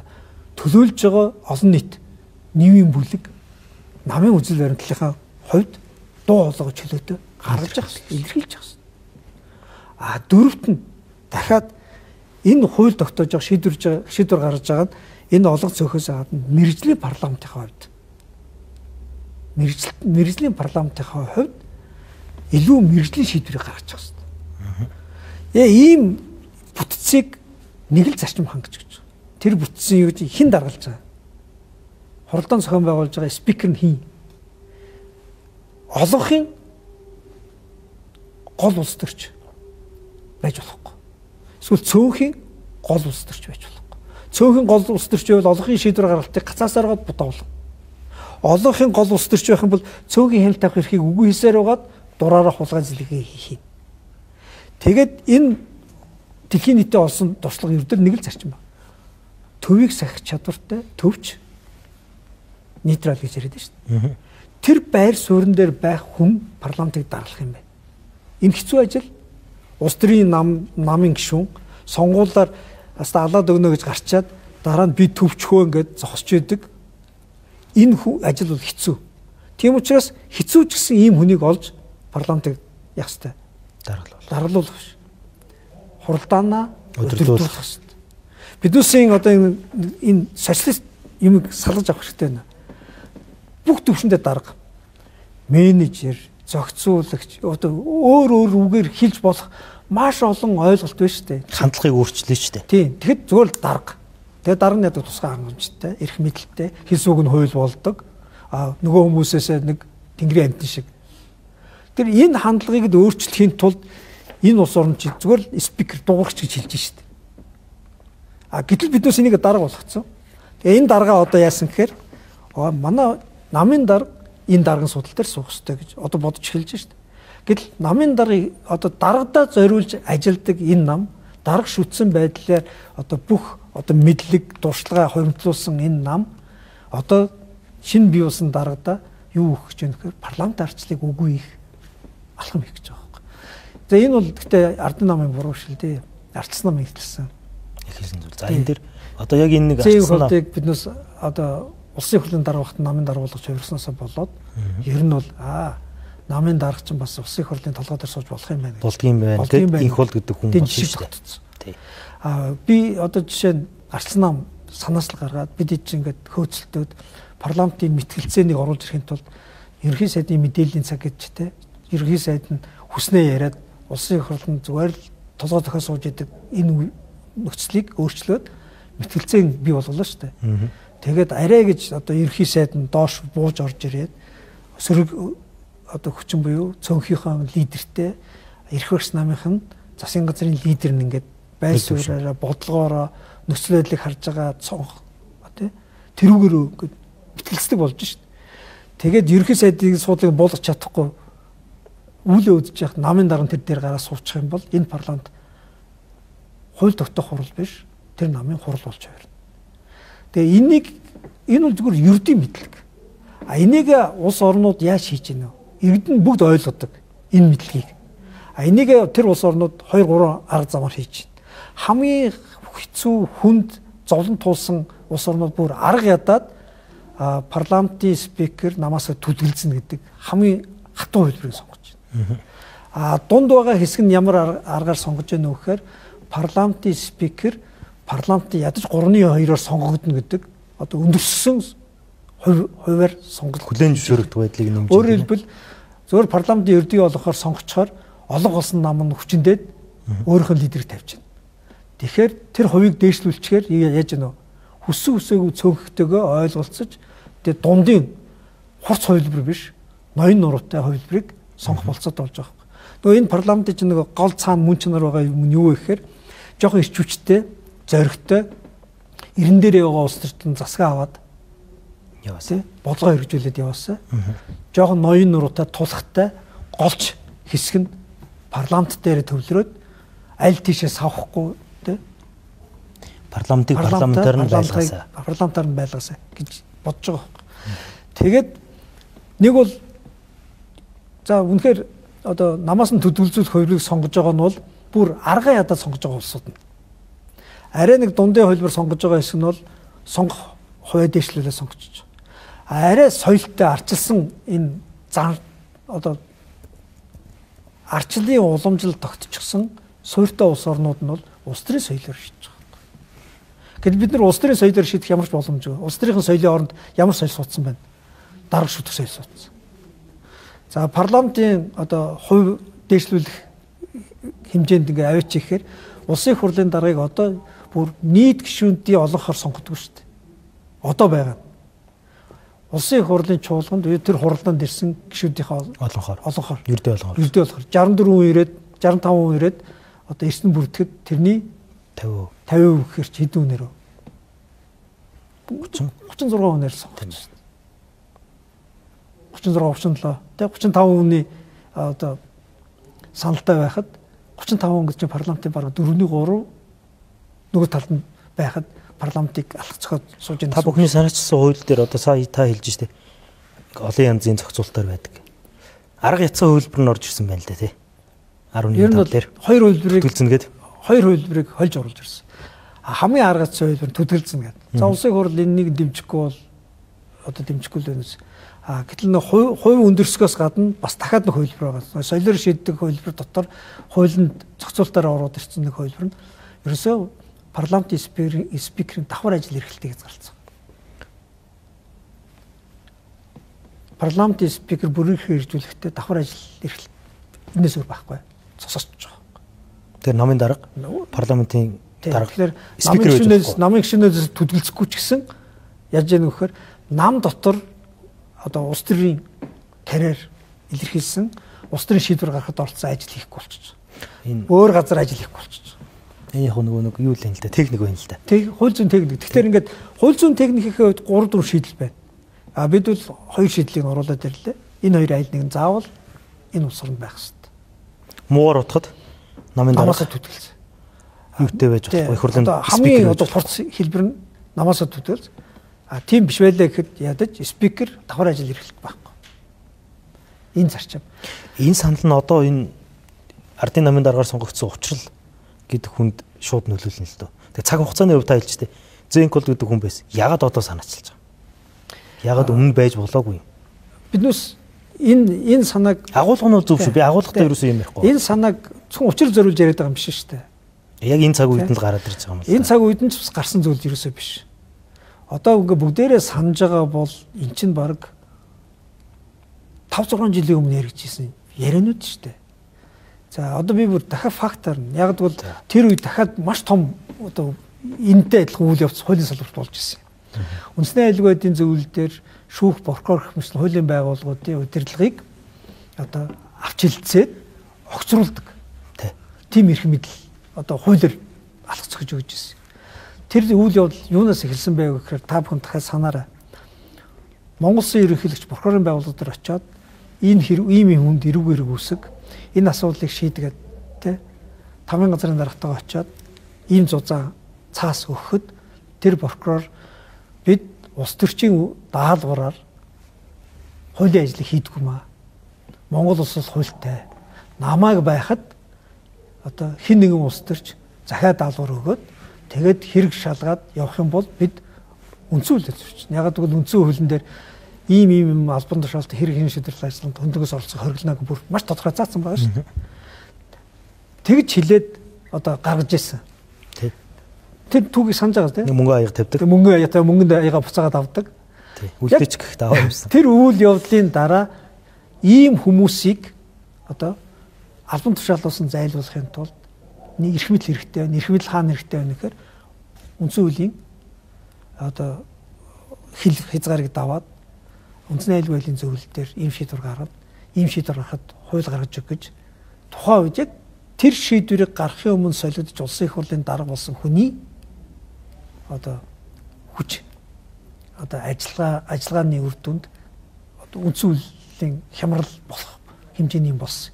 Гэхдээ яагаад үндсэн хуулийн хямрал болж хэмжээний болоогүй гэхээр үндсэн хуулийн эзэн энэ дээр ажиллахгүй. Яагаад гэвэл нөгөө ерөнхийлөгч байгаа, нөгөө үндэсний аюулгүй байдлын зөвлөлд байгаа 3 хүний хит хамааралтай хүмүүс нь үндсэн хуулийн эзэн дээр байгаа учраас гомд сандаа нэг ч аваагүй. Шийдвэрийг гаргаагүй. Тэгээ яг энэ үед хуульчдын толгой дотор хамгийн түрүүнд сэр хийж төрсэн зүйл бол парламентын эрх мэдлийг парламентаас гадна авчиж өгдөг спикер байх бол тэгээд өөрөө улсын их хурлын дарга гэдэг албан тушаалаар тэр нөгөө шилжүүлж байгаа эрх мэдлийг хэрэгжүүлж байгаа үндэсний аюулгүй зөвлөлт дотор суучаад тий үндсэн хууль заасан парламентын хамгийн чухал чиглэлүүдийг алгуулж байгаа. Тэгээ ийм зүйл гарах бол хамгийн аюултай юм байна гэж тэр үед яригдсан яриа шүү дээ. Тэр чинь бүр том сургамж шүү дээ. Тэгээ тэр сургамжийн дараа дахиад яригдсан яриа бол та бүхэн одоо санаж ивэл анх энэ 24 оны сонгуулийн дараа улсын их хурлын анх дахь чуулган байгуулагдахад одоо хуралдахад улсын их хурлын дарга сонгогдох тэр чуулган дээр миний хэлсэн үг байгаа. Одоо эргүүлээд хараарай. Тэн дотор би юу хэлсэн бэ гэхээр ямар сониндыг зохиоцсон юм.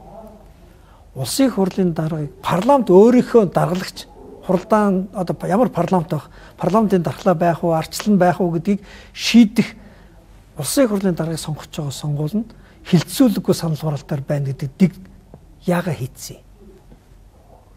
Үгээ хэлмээр байна гэдэг. Яг бол хэлүүлэхгүй. Тэгээ санал хураагаад за улсын их хурлын даргыг тамилсан доктортой холбогдуулаад хэл найруулгатай холбогдуулаад хэлэх хүн байна уу гэхэд би хэлье гэж гараа өргөж жагаад хэлсэн үг 3 үг. За парламентчиг байхын тулд засгийн газрын орноос гаргаарай.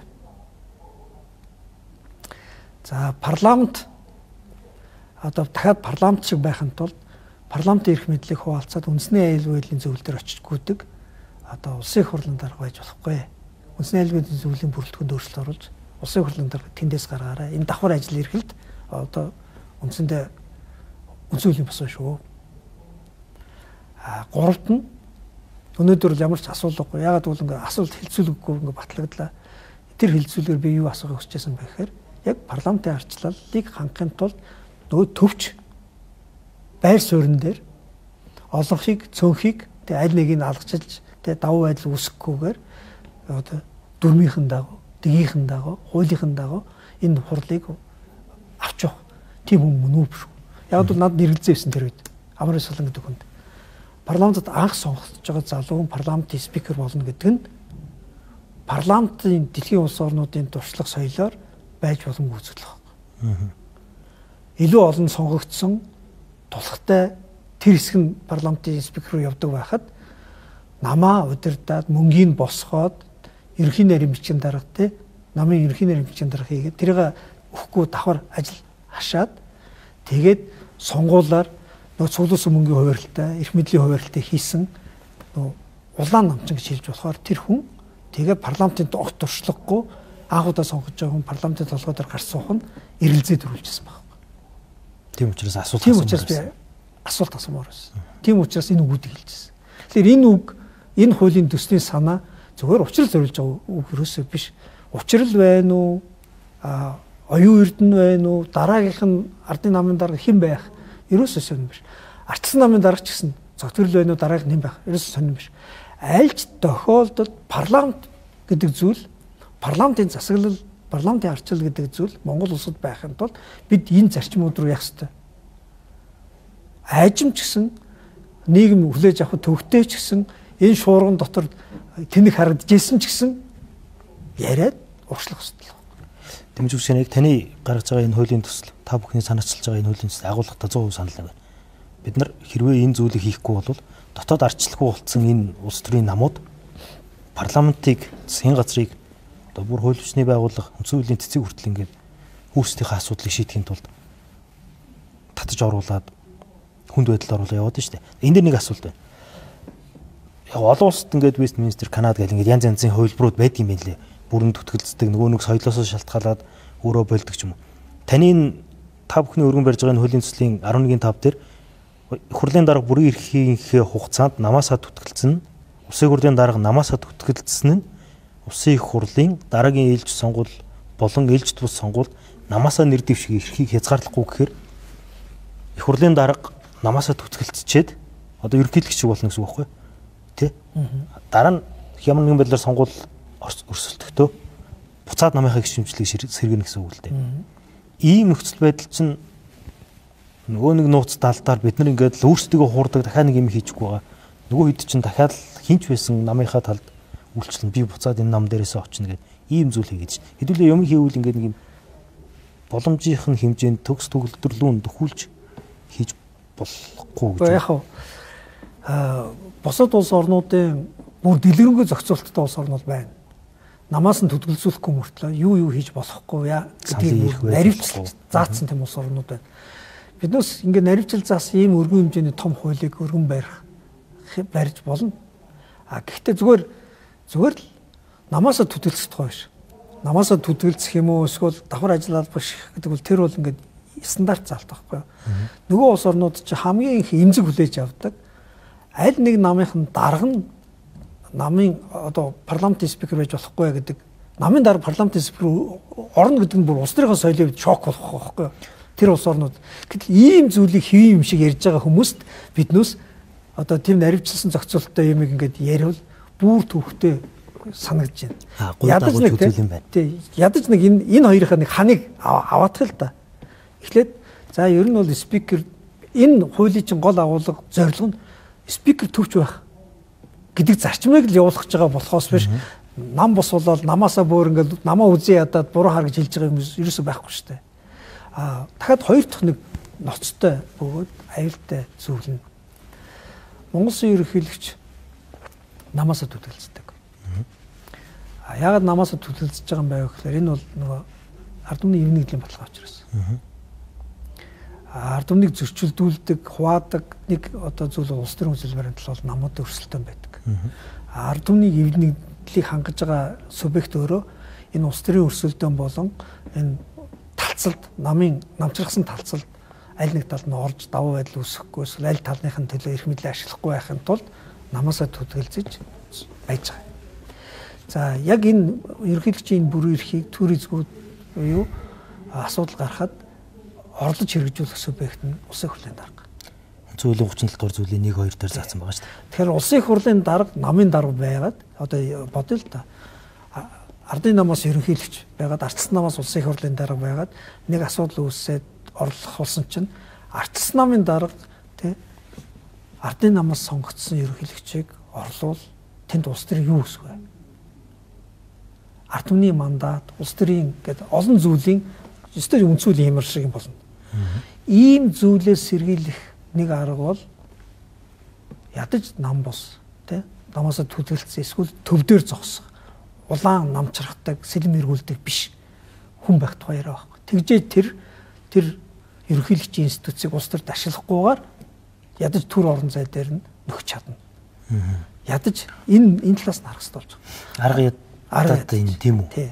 Миний бодлоор бол энэ дахиад нэг хоёр дахь арга бол илүү гүн явуулмаар. Хоёр дахь юм уу?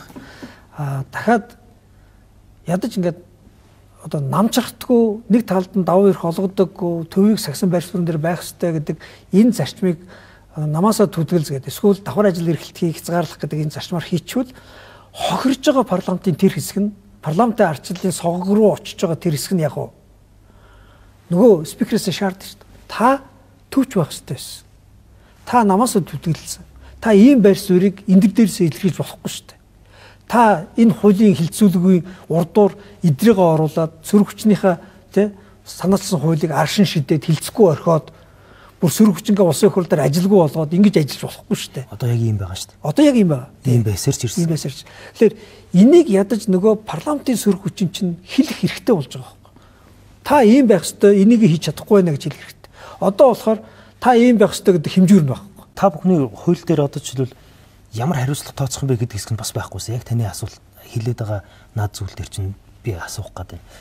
Хэрвээ намаасаа татгалцсан эсвэл тэр намын дарга биш байгаа хүн спикер боллоо гэж бүцгэд намтай холбоотой, намын бодлоготой холбоотой зүйл илэрхийлэх юм бол огцорсон тооцно гэдэг шууд заадаг юм байл шүү дээ. Тиймэрхүү зүйл байхгүй болохоор одоогоор нэг юм одоогоор бол биднээс нөгөө огцруулах, томилготой холбоотой асуудлыг ингээ бүрэн дүүрэн тийм деталаар нь шийдэх болцоо үнэхээр алга. Биднес чинь цөөх шүү дээ. Энэ улсын их хурлын 68 судалтай намыг давуулж ийм хэмжээний хуулийг тий одоо шийднэ гэдэг бол бас зовлонтой шүү дээ. Яг одоо хуваагдсан байгаа юм бол тэгэхээр биднес ядаж энэ санаагаа одоо энэ зарчмаа хүлээн зөвшөөрүүлэхийн тулд шийдэж байна. Хүлээн зөвшөөрөгч бол илүү наривчилж болсонгүй болох гэдэг бол дараагийн асуудал байна. Бүр зарим газарт юу яаж байгаа шүү дээ. Спикер болсон бол түтгэлзээд спикер болсон бол дараагийн сонгуулиар нам дээрээс биш спикернэр дэвчин гэсэн байдлаар ороод давал явдаг тийм Англид бол өөр бусад улс оронд бол яг тийм биш байгаа. Энэ бол нэг тохиолдол. Англи тэгдэг юун ч гэсэн Канад ч гэсэн иймэрхүү зүйлүүдийг оруулж ирдэг юм байлээ. Гэхдээ энэ нь ер нь бүр ингээд та бүхний ярих гэдэг яг үндсэн гол зүйлийг чинь төгөлдөршүүлж өгөх юм биш үү гэж зүйлээ. Яг нь тэр улсуудын сонголт. Нийтлэгээр төвлөрж байгаа зарчим нь бол ерөөсөө спикерийг төв дээр авчрах. Энэ зарчим руу зүтгэж байгаа. За энэ зарчмаа хэрэгжүүлэх гэж байгаа арга хэрэгслүүдийн дотор энэ юмнууд чинь сонгогдож явж байгаа. Илүү бүрэн гүйцэтгэх. Яг нь би бол одоо Монгол улсын хувьд бол тэгж чадахгүй байна. Одоо тийм болно гэж бас итгэхгүй байна. Ягаад гэвэл 100 жилийн түүхтэйгээд өөрсдөө магтандуулаад социализмын үед 70 жилээ өнгөрөөгөө цөөн дарга шүтдэг үндсэн хуулийн байгууллагыг энэ даргынхаа одоо шүтэх үзлийнхаа золиосонд яаж нурааж болох тийм дотоод соёлтой нам одоо энэ юм их мэдлэлтэй байгаа үед бол тэрийг хийхэд бол хэцүү байх гэж бодож байна. Ядаж энийг хүлэн зөвшөөрөхгүй байна. Та бүхэн одоо ингээ одоо сошиалэр гэж байгаа мэдээг нь хараа л та. Зүгээр соёлт хүн төрлөختөнд хэвэн болцсон байгаа энэ зүйлийг тэд нар ямар үгээр үүсгэж байна вэ? Өцөдөржингөө явж эхэлж штэ. Нэгэнт ялцсан намынхаа даргыг хаана аваачих нь намын дотоод асуудал гэж хэлж байна. Та нар намын дотоод асуудалд орж байгаа нь яаж байгаа гэдэг үг ярьж штэ. Ардын нам ямар даргатай болох нь намын дотоод асуудал мөн. Гэтэ ардын намын дарга төрд ирээд парламентын толгойдор гарч сууна гэдэг бол энэ тэдний намын дотоод асуудал. Энэ бол парламентын дотоод асуудал баг. Энэ үндсүүлийн байгуулалтын асуудал баг. Тэгэхээр ийм зүйлийг ч гэсэн зүгээр тий улс төрийн эрх мэдлээрээ эсвэл пропаганда хийж чаддаг одоо мөнгөний их том давлгаагаараа нийгэм рүү гараж ирээд юу ч болгож биш болгож чадах хэмжээний салхи хуйлруулж шít. Одоо саяны зодон дотор та бид зөндөө анзаарлаа. Би бүр арга ядаад ингээд цаасаар нь бичиж авчирч ингээд үзүүлэх гэж авчирч байгаа байхгүй. Саяны улс төрийн хэрхэл намын даргын зодон дотор бүр үндсэн хуулийг өөрийг нь байхгүй болтол шоолж шít. Хоёр тал хуйлаа. За яаж ялгаагүй. Одоо жишээ нь одоо би ингээд саяжангаа хэрэлцсэн 43 дугаар зүйл. 43-1 үү? Тий, 43-1. Хоёр тал болж хэрэлдээд. Тэгээ хэрэлдснийхаа үр дүн дээр одоо энэ 43 дугаар нэг зүйлийг уншиж байгаа. Гэхдээ бүгд одоо зөв унших гэж оролдож байгаа. 43 дугаар зүйл дээр юу байсан бэ гэхээр уг саналыг дэмжсэн бол гэдэг уг гэдэг үг байгаа. Тэгээ хин ч асууна. Уг санал гэдэг чинь ямар асуудал юм? Ерөнхий сайдын огцруулах санал. Тэнгүүд нэг хэсэг нь уг санал гэдэг чинь бол байнгын орооны санал. Бид ингэж санал хураасаар ирсэн. Нэг хэсэг нь бол уг санал гэдэг чинь анх 4.1-ээс доошгүй буюу 32 дээр нэг гишүүн оруулсан тэр саналыг хэлж байгаамаа гэж хэлж байна. Уншиж шít. Хоёр янзаар уншиж шít. Би бол бас адилхан уншиж байна. Та ялангуяа уншиж. Би энэгээр уншиж байна. Уг гэдэг нь ерөнхий сайдын уг гэдэг нь огцруулах гэдэг. Энэ дээр байгаа дурсан сандыг. Яг л би энийг санал хураахаас өмнө аль биесээр хэлсэн. Ардсан намын бүлгийн одоо шийдвэрийг танилцуулж явахдаа хэлсэн. Яг энэ үгийг. Өөрөөр хэлбэл уг санал гэдэг нь дээр дурдсан гишүүдийн аль биесээр өргөн барьсан саналыг хэлж байгаа. Тэр саналаараа санал хураахгүй энэ үндсэн хуулийн зөрчил болно шүү. Огцруулах санал байхгүй. Тий. Тэгээд хэрвээ асуудал байгавал цэцрүүгээ яваад асуудлаа шийдвүлээч гэж би J2-т бас хэлж ирсэн. Энэ одоо буруу үстэй. Буруу тийм. Тэгээд цэцрүүгээ яваад асуудлаа шийдчихье та нар. Тэгсэн чинь дахиад энийг шийдэхдээ улсын их хурл процессын алдаа гаргаж одоо санал хураалтын хэлбэр зөрчиж үндсэн хууль зөрчиж гэнэ гэдэг маргаан гарлаа шүү дээ. Гэтэл яг энийг шийдэхдээ дахиад юу болсон гэсэн чинь үндсэн хууль шийдвэр гаргахдаа өөрөөсөө процессын алдаа гаргасан. Дахиад одоо энэ хийрхэл дотор хинч юм ярихгүй байна. Биднээс асуудлаа засах хэрэгтэй болохоос ш засах гэж нэгээд дахиад алдаа гаргаж ирсэн болохгүй байхгүй. Гэсэн чинь үндсэн хуулийн зэц 66 дугаар зүйлийн 2-т зардсан улсын их хурлын бүрэн эрх 66-ыг 2-т дурдсан үндсэн хуулийн дүгнэлтийг яаж шийдвэрлэх тухай үндсэн хуулийн зохицуултыг бүр байхгүй гэж хэлж байна. Үндсэн хуулийн шүүх биш. Үндсэн хуулийн цэц өөрөө одоо үндсэн хууль тогтоогч болж байгаа. Энэ дээр маш тодорхой заасан. Маш тодорхой. Би бүр сүүлдээ ингээ бүр арга ядаад текстийг авчирж байгаад олон нийтэд хэлэхгүй бол олон нийт юу гэж бодож байна вэхээр сүүлдээ энэ хийрхлийнхэн золиос нь үндсэн хуулийг ингээд шигшл өөртөө уншихгүй хиний үлсэн хин нэгний хэлсэн үгээр дамжуулаад одоо таамгаар яригчд болоо явчихлаа. Улс төрчд нь бүр сүүлдээ судлаач эрдэмтэд нь үндсэн хуулийн цэцгийн гишүүн хүртэл өөрөө одоо худал ярих хэднэд очиж шít. Одоо энд үндсэн хуулийн 62 дугаар зүйлийн 2-т маш тодорхой заасан байна. Маргаантай асуудлаар дүгнэлт гаргаж улсын их хурлд оруулна. Энэ дүгнэлт үндсэн хуулийн эцсийн шийдвэр хаана хизээ болж байгааг нь энэ 3 дээр өч. Гэхдээ энэ дүгнэлт ямар асуудлыг шийдэх гэхээр үндсэн хууль дээр 4 асуудал байна. Саяны тохиолдолд бол 2 асуудал байсан. Нэг нь юу байсан? Улсын хурлын бусад шийдвэр рүү буюу тогтоол. Гэхдээ тогтоолыг үндсэн хуульд нийцж буй эсгээр дүгнэнэ. Албан тушаалтныг үндсэн хуульд зөрчсөн эсгээр дүгнэнэ. 2 өөр дүгнэлтийн тухай ярьж байгаа. Нийцж гэнэ үү? Эсвэл зөрчсөн үү? Энэ 2 дүгнэлт яагаад 2 өөр одоо нөхцөлтэй байгаа юм бэ гэхээр ардаа 2 өөр журам байна. Энэ 3 дугаар зүйл юу хүчсэн бэ нөх гэхээр энэ хуулийн 2 дахь хэсгийн 1-2 заасныг дагуу оруулсан дүгнэлтийг улсын хурл хүлээн зөвшөөрөөгүй бол гэж үг байна. 1-2 гэдэг доторд нь юу байгаа вэхээр нэгд нь юу вэ нөө? Тогтоол. Үндсэн хуулийн цэцгийн улсын хурлын шийдвэр буюу тогтоолтой холбоотой дүгнэлтийг улсын хурл яах ёстой вэ? Үндсэн хуулийн дээр бичсэн байна. Хүлээн зөвшөөрөхгүй тухай санал хурааж шийдвэрлэнэ. Хэрвээ зөвшөөрөөгүй бол эцсийн шийдвэр хэн гаргах нь вэ? Зэс гаргана. Зөвшөөрвөл их судлалын хуралдаанаар гэсэн үг. Үндсэн хуулийн дээр их судлалын хуралдаан, дунд судлалын хуралдаан гэдэг ойлголт байхгүй. Үндсэн хуулийн цэцэл гэдэг ойлголт байна. Энэ ердөө хуулиар хэрэг маргаан шийдвэрлэх. Ердөө хуулиар энэ суудлуудын тухай яриа байгаа. А тэгсэн чинь юу болсон гэсэн чинь зэц сая улс төрийн бандан дотор маш том алдаа гаргасан нь улсын хурл энийг шийдэхгүй шүү гэж энэ хоёрыг нэгтгэж шийдсэн. За нэг асуулт. Бид хоёрын ярилцлах цаг бага үлдсэн байна. Надад асуух бас 2-3 чухал асуултууд байгаа. Яг энэ зүйтэй холбоотой би нэг асуулт асуугаад та тавчгаа хариулаад хоёлаа энэ зүйтэй холбоотой зүйлийг орхи яагаад гэвэл энэ тухай таваас нэлээд хэд ярьсан байл. Энэ шийдэл нь процесс нь алдаатай гэж та хэлж штэ. Гэхдээ үндсэн хууль зөрчөөд байгаа 34-ийн 1 ба штэ.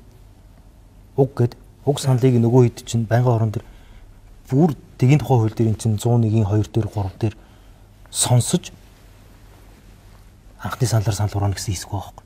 Тэгээ энэ процессын алдаа гаргасан зүйлийг бид бүхэн яриад байхаар нөгөө нь үндсэн хуулийнхаа гол ноён нуруу нөгөө засгийн газраа огцруулах нь яаж хийх ёстой бэ гэдэг баг үйл хөдлөлийг нь процессын заагаад өгсөн юм уу үгүйсч юм шүү. Ийм болно. Улсын их хурлын шийдвэр тогтоол хүчингүй болох ёстой шүү дээ. Тэр хүчингүй болох эрх нь хэнд байна? Улсын хурл даа. Одоо улсын хурл байгаа байхгүй. Улсын хурл хүчингүй болохын тулд энэ үндсүүлийн дүгнэлтийг яах ёстой вэ? Хилцэж хүлээн зөвшөөрж шийдвэр гаргах ёстой байхгүй. Гэтэл үндсэн хуулийн цэцэн үндсэн хуулийн дээр байгаа тех эрх мэдлийг нь авчиад яатсан байна уу? Одоохондоо үндсэн хуулийн залт бол танаас дүүлчлэхгүй шүү гэдэг утгатай үг хэлсэн байна. Улс төрийн шийдвэр гаргасан. Улс төрийн шийдвэр гаргасан байна шүү. Тэгээ улсын хурл нь хурлаж чаддаг. Энэ асуудлыг хилцэж чаддаггүй, шийдвэр гаргадаг.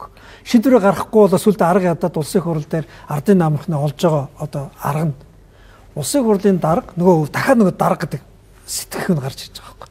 Улсын хурлын дарга хүчингүй болсон гэдэг зүгээр алх зөгчил дээ гэж байгаа. Улсын хурлын дарга зүгээр алх зөхиод асуудлыг шийдчихдэг байсан бол тэнд улсын хурл 126 гишүүн санал хураахын хэрэггүй шүү. Зүгээр тэр нөхөр алгаа зөхиод сууж исэн дээ шүү дээ. Тэгсэн наа ч болохгүй шүү дээ. Улсын хурлын бүр эрх маш тодорхой байна. Улсын хурлын бүрэлдэхүүн бол 126 гишүүн. Улсын хурлын бүр эрхээ чуулганы хэлбэрээр хэрэгжүүлнэ. Улсын хурлын байнгын болон чуулганы хоролдод олох хүрэлцэн ирснээр одоо хүчинтэй болно. Олонх саналаа хил гаргаад санал хураалтаараа олох болсон хуулийг батлахтаа нийт гишүүдээ олохоор шийдсэн бол хүчинтэй үндсүүлийн залтууд. Үндсүүлийн залтуудыг тэгээ яах юм? Тэгсэн чинь тэгвэл яач? Хэвлэлч. Одоо төрийн мэдээлэл дээр 95 дугаар тогтоол хүчингүйг хэвлэлч. Та нар төрийн мэдээлэл дээр ингээ хэвлээд хуулийг батлдаг бол тийм яриа хэлцэл бас бүцэндээ боллоо. Тэгээ баталцдаг бол улсын хурлын хуралдаа санал хурааж авахаар зөвөр хэвлэх үйлдвэрээр ажиллаулаад төрийн мэдээлэл дээр юм хэвлээд батлагдсан батлагдаагүй асуудлаа шийдэж. Үндсэн хуулийн дээр улсын хурал бол хуралдаж санал хураалтаар асуудлаа шийддэг байгууллага. Тэгэхээр энэ шийдвэрийг дараа нь алхаж зохиж эсвэл нэг цаасан дээр юм хэвлж шийдвэр гаргах болохгүй. Тэгвэл өстой цэврээрээ юу гэхээр зүгээр нэг санал хураалтын томьёолол зөрчиж гэж үндсэн хууль зөрчсөн байсан бол одоо энд эрх мэдэл хуваарлтын хамгийн гол хууль тогтоох эрх мэдлийн байгууллагын одоо яаж ажилдаг тэр систем үндсэн хуулийн институцийг алгуулах гэж байна. Би түрүү анх яриа эхлэхдээ хэлсэн үг. Энэ зодоон дотор хамгийн хохирж байгаа нь улсын хурл. Тэр амар бясалгал биш. Тэ? Эсвэл одоо юу гэдэг зандан шатар биш. Ардын нам биш. Арчилсан нам биш. Үндсэн хууль гişүүд биш. Үндсэн хуулийн суур байгуулалт тэр эрх мэдлийн Тэ? Одоо үндсүүлнэж байна шүү дээ. Засгийн бүх ард түмний мэдлэлд ард түмний нэр хүндлээ шууд оюу төлөөллийн байгууллагаар уламжлалж хэрэгжүүлдэг. Улсын их хурл бол хууль тогтоох эрхлэг дангаараа өөртөө эзэмшиж төрийн эрх барихдаг дээд байгууллага. Гэтэл үндсэн хуулийн энэ суур зарчим бүр алгуулж байна. Энэ суур зарчмыг ингээ гараа угаагаад арчиж байгаа юм чинээ бодохгүй үг үсгэн дээр хэлдээр сууж байна. За, нэвтрүүлгийн маань цаг дуусахад хэдхэн минут үлдсэн байна. Энэ таны санаа та бүхний санаачилсан байгаа их хурлын тухай хуульд нэмэлт өөрчлөлт оруулах буюу парламентын дарга одоогоор дарга уг нь бол спикер гэж явах хэрэгтэй гэдэг байна шүү дээ. Намын даргаас өөр хүн хийх ёстой гэдэг нэг зүйл. За хэрвээ энэ хууль нь батлагтай байх юм бол бүр гишүүнээс түтгэлзэн гэж хэрэгжих хугацааг та бүхэн юу гэж тооцож байгаа юм бэ? Хизэнээс гэж та. Хууль батлагдаад төрийн хэрэгжих тус бол сайн шүү дээ. Төрийн хэрэгжих тусмаа парламентын арчил илүү эрсэл багтаа болно, аюулгүй болно л гэсэн үг шүү дээ. Хэрвээ ингээд одоо энэ чинь та хэлж штэ олонх нь нөгөө талд байна. 68 гишүүн байгаа. За дээрээс нь засагт хамтарсан бас намууд байгаа. Энэ өөрөөр хэлбэл улс төрийн яриа хэлцэл явах магадaltaй гэсэн. Би энэ хуулийг батлагчаасаа гэж бодоод байна л да. Нэг хоёрт бас нэг юм тэгш ирэх шудраг ёс гэж юм байх л ёстой байх л та. Тэгэхээр ингээд танаа үед болохоор ийм дарга нь спикер хийгээд их хурлын дарга хийгээд байдаг. Одоо болохоор гинт болохоо байна гэдэг чинь нөгөө маргаан мэтгэлцэн дуусахгүй л дээ. Энэ хуулийн хэрэгжих хугацааг нэг 27 оны 1 сар ч юм уу гэд ингэж зааж өгөөд явал энэ хууль маань батлагдчих юм шүү. Энэ хуулийг би батлагтаасаа л гэж бодоод байна. За ер нь алдааг олж хараад засах гэж оролдсон бол тэр алдаа өмнө нь байсан штэ гэдэг нөхцлөөр барьцаалж асуудлыг зогсоох гэдэг бол тийм зөв зарчим биш шүү дээ. Батлагдахгүй бол яах вэ? Зөв зарчим биш дээ. Дөнгөж саяхан одоо нэг зарчмыг хоёр адилхан нөхцөл дээр хоёр өөрөөр хэрэглэх гэж оролдох юм бол энийг дабл стандарт гэж ярьдаг тийм ээ. Жишээ нь сая үндсэн хууль 19 оны үндсэн хуулийн өөрчлөлтөөр 43 дугаар зүйл ингэж өөрчлөгдсөн. Энэнийхээ даа санал хураагангууд биднес хөрсөхийг чөлөөлөхтэй ч гэсэн яг ийм аргаар санал хураасан шүү дээ. Өмнө нь хідэн ерхий сайдыг өгцруулахдаа бүгд ийм санал хураалт хийсэн шүү дээ. Гэдэг өмнөх түүхээрээ энийг үгүйсгэж зүтгэх гэж оролдоод тэр нь сая зис дээр ясаа буруу байна гэж дүнлээ шүү дээ. Гэтэл сая яг таны ярьж байгаа юм чинь бас яг энэ зарчим байгаа хэрэг. Алдаа байна энийг засгийн гот өмнө нь ингэж хийсэн шүү дээ. Гэ өмнөх түүхээрээ энийг үргэлжлүүлэхээ зүтгэх гэж оролдох юм бол биднес юу гэж өөрчилж, юу гэж засаж чадахгүй. Угаасаа. Яг уу улс төрийн нөхцөл байдал их хурлаа давах уугүй юу гэдэг бол тусдаа асуудал байна. Харин иймэрхүү шийдэлтэй байвал даваа явах юм болов уу гэсэн бодлоо. За, сүүлийн бүгд хамгийн чухал асуулт гэж би хувьдаа бодож байна. Энэ парламентын засаглалтаа парламентын бүгд найрамдах улс гэж явж байгаа хэрнээ амьдрал дээр ерөнхийлөгчийн засаглалтаа шиг хагас холимог юм шиг болчиход байна шүү дээ. Ерөнхийлөгчийн засаглалтаа биш хагас засаглалтаа. Тэгэнгүүт ерөнхийлөгч нь намаасаа татгалцсан ирнэ тэр институтд ажиллаж байгаа зөвлөх дарга зэрэг ер нь бүх хүмүүс нь бүгдээрээ ардын намын гишүүн байна. Эсвэл ардсан намын гишүүн байна. Энэ юм уу бид нар ингэ шийдэж чадахгүй яваад байдаг. Өнөөдөр ингэ том зургаар нь асуудлыг харах юм бол энэ чинь ингэ ардын нам доторх ерөнхийлөгчийн тал бүх эрх мэдлээ авах уу, нөгөө талд байгаа тал авах уу гэдэг энэ зүйл яваад байхад нөгөө нэг ерөнхийлөгчийн бид нар хорж чадахгүй байгаа, хуулийг нь оруулж чадахгүй байгаа зүйлийг бүр айхтар нэмээд өгчих үедээ нөгөө дураараа дургсан байдлыг та юу гэж харж байна? Энэ хууль уу? Тий. Энэ хууль яхаар очихгүй юу? Энэ хууль яхаараа ерөнхийлөгчийн одоо эрх мэдлийг нэмэх хууль болж байгаа юм. Зүгээр биднес ер нь л эрүүл саруулаар энгийн дундаж ухаалаг хүн сэтгэдэг тэр локер сэтгэж чадхаа болчих юм. Ер нь бол бүх юмыг ингээд нэг цаана нь ингээд хуйлдаа онл байгаа. Гейм теори гэж ярьдаг те. Бүх юм ардаа нэг юм нэг одоо Facebook янз бүрэн дээр явахаар нэг дэлхийг нэг гөрвөл захирж байгаа нэг бүлэглэл байдаг. Тэр бүлэглэлийн зурсан зургаар энэ дэлхийн амьдрал өрнөж байгаа гэж нэг тэгж боддог нэг хүмүүс байна шүү дээ. Яг тэр бодол сэтгэхүй манай нийгмийн сэтгэл зүг ингээ гинтэйгээд монголчууд бүгд тэгээ боддог болчих. За зарим үйл явдал, зарим фактууд тэгж хардахад хүргэж болно. Гэхдээ би нэг юм зөвөр бодож байна. Өнөөдөр ингээ сэтгүүлчтэй ярьж байгаа шиг энэ намын зодон бол ерөнхийлөгчийн тал, нөгөө талд нь одоо ямар ясалан оюун эрдний тал. Тэгээ хин эрх мэдэлтэй байх вэ гэдэг одоо хин энэ намаа авч үлдэх вэ? 27 28 оны улс төрийн зургаа энэ зураад ингээд зодтолж байна гэдэг ийм яриаггүй л явж байгаа. Магадгүй. Гэхдээ жоох ерөө саралаар бат. Намаасаа төдөлдсөн үндсэн хууль дээр гараа тавьж байгаа тангар өргөсөн ерөнхийлөгч улс төрийн намын дотоод хэрэгт оролцоод тэгээд өөрийн хүмүүсээ ингээд зэрэг одоо ямар нэгэн байдлаар ингээд тавиад явж байгаа бол энэ үндсэн хууль тангараасаа нацаж үндсэн хууль зөрчсөн гэдэг том асуудал руу орно шүү дээ. Тэгэхээр би бол сэтгүүлчид болон олон нийт зарим талаараа одоо ерөнхийлөгч хит хатаа гүтээдэж магадгүй гэж харж байна. Одоо намынхаа ерөнхий нарийн бичгийн дараагаар тамгын газрынхаа даргаыг тавиулаа суугаад ахаар. Тэгэхээр энийг ингээд биднес бол ингээд факттай, баримттай, дүгнэлттэй ингээд олон юмар хэлэх баг. За хоёр дахь нэг үг. Ер нь энэ улс оронд том хэмжээний системийн эрүүл өөрчлөлт хийхийн тулд мандал хэрэгтэй.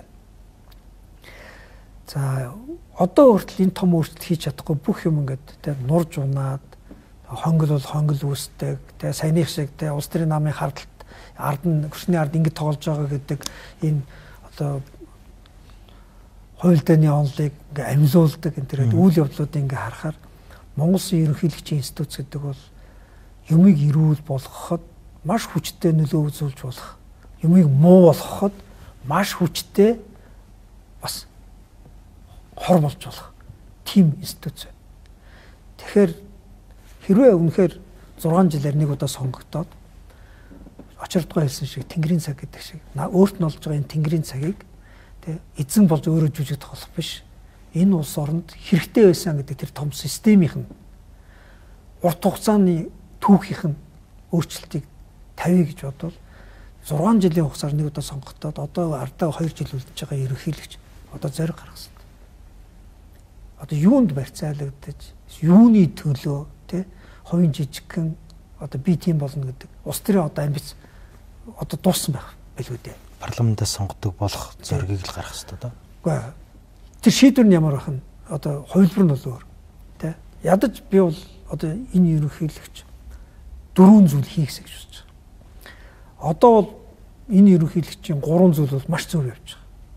Гадаад бодлого нэг хүн Монгол улсыг зүгээр нэг захын тосгон шиг ертөнцийн болонд аваачаад нэг хоёр хүнтэй уулзалтаас өөрөө чийдэггүй тэмцээн хийсэж явхаас одоо хувь тавилангүй бол одоо өөр хувь тавилангүй болтол нь жижигрүүлсэн шүү дээ гадаад харилцааг.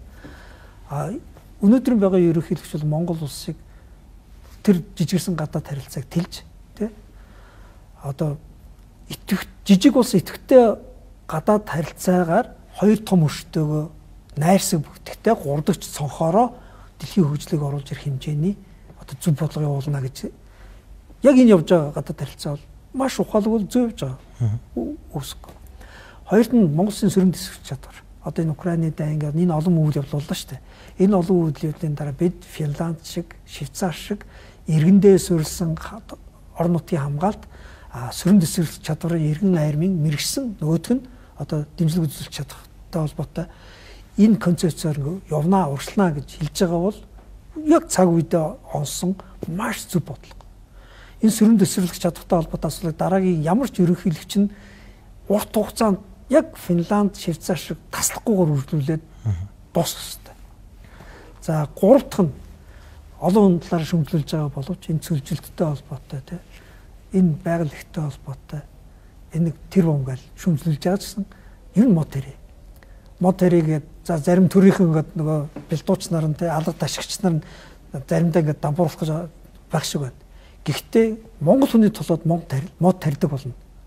Монгол хүндээ нэг ч гэсэн модыг тариад тэрийг хараад баясаад тэрнийхээ үр шимээр байгаль дэлхийн өөрчлөлт төв нэмэр оруулах сууж ийн гэдэг бол энэ сэтгэлгээний хандлагын маш том өөрчлөлт шүү дээ. Энэ бол зөв шүү дээ. Яг энтэйгээ адилхан би бол юу бодож байна вэ гэхээр энэ ерөнхийлөгч одоо 4 мэгс гэж. Инхээрийн үеэс эхлээд Элбэг Дөржи, Женко Батулгын үе, одоо хөрсөх үе дээр олон түмний хараал идж байгаа хардталт болж байгаа энэ хонглыг нураахс. Нураахад зориг гаргасан гэж. Энэ хонглын эзэн дараагийн эзэн түлхүүр дамжуулагч нь би биш ээ. Зөвхөн түлхүүрийг устгаад энэ хонгол байхгүй шүүх хараад ус би даасан шудраг өөрөх нь сонгол үеэр хэлсэг баа штэ. Хүн биш, хувь хүн биш, хууль засаглана гэж. Хэрэг ярьдаг сайд хэрэгээр шоуддаг гүйцэтгэх эрх мэдэл хэрэгээр барьцаалдаг парламентын тухай биш. Зүгээр л аль нь хуулиа бариад асуудлаа шийддэг тийм тогтолцооны тухай ярьж байгаа шүү дээ. Энэ үгэндээ эзэн болох хэрэгтэй гэж бодож. Хоёрт нь дахиад одоо энэ ерөнхийлөгч гэдэг институт 19 оны үндсэн хуулийг өөрчлөлтийг ерөнхий сайд захтай хийсэн. Ерөнхийлөгч гэдэг энэ институцийг улс төрд орж ирээд мангас болчдөг биш. Ард түмний эв нэгдлийг хангагч, зөрчилж байгаа улс төрийг гагнагч. Яг энэ үндсэн хуульд одоо үндсэн хуулийн зарчмаар одоо үнэж байдаг. Яг энэ зарчим руу явуулах институт болгоод буугаас гэж бодсон. Өргөн барьж чадахгүй бүгд айгаад одоо юу гэдэг нь цэртэй сэдвгээ болцсон байгаа ерөнхийлөгчийн хуулиас ахуулаад энэ олон одоо хууль тогтоомжуудыг иргэний болгоод нэг арчилсан болгоод хууль ёсны болгоод буугаас гэж бодсон. Дахиад гуравт нь энэ ерөнхийлөгч улс төрийн манлайлалынхаа хувьд ерөнхийлөгч байсан хүмүүс ерөнхийлөгчөөр дуустдаг гэдэг хууль зүйн улс төрийн соёлыг үлдээгсэн. Ерөнхийлөгчөөсөө буунгуудаа намын даргуулгаал, буунгуудаа улсын хурлын гишүүн болохгүй л, буунгуудаа ингээд ямар нэгэн төрөл одоо ингээд аль башаал нэг л сэтэртэй байж ивэл миний одоо ингээд амьгээ бодоод ингээд улс төрийн оргил дээр гарчаа бууж ирээд хормой хотоороо тойрч гүгээд идэг энэ буруу жишгийг зогсоогоод ерөнхийлөгчийн нэр төр гэдэг бол насан турш юм. Ерөнхийлөгчийн үндсэн хуульд үнж байх гэдэг бол одоо энэ үргээс насан туршдаа чөлөөлөгддөг юм гэдэг манлайлалыг үзүүлээд яваасаа гэж үзсэн. Тангар өрсөн үндсэн хуулиа ерөнхийлөгч байх эрх мэдлийнхээ үед ч гэсэн үүсгэх гэж оролддог, ерөнхийлөгчөөс буусныхаа дараа ч гэсэн нөлөө сууж яадаг тийм ерөнхийлөгчтэй улс байж залхлаа шүү дээ биднээс. Тэл байх. За баярлалаа. Тэтгүүлийн маань цаг дууссан байна. Яг энэ таны яриад байгаа зүйлсийг 2027 оны тэр нэгэн өдөр дахиад нэг дүгнээд яриад тэр таны хүсэж байгаа зүйлс хийгдэж үү хийгдэггүй юу? Миний боломжлоод байгаа зүйлс болчих ч болоогүй юу гэдгийг ярилцах цаг гарна байх гэж бодож байна. За, урилга хүлээж авсан танд баярлалаа. Хуулиа батлуулаараа энэ их чухал хууль шүү.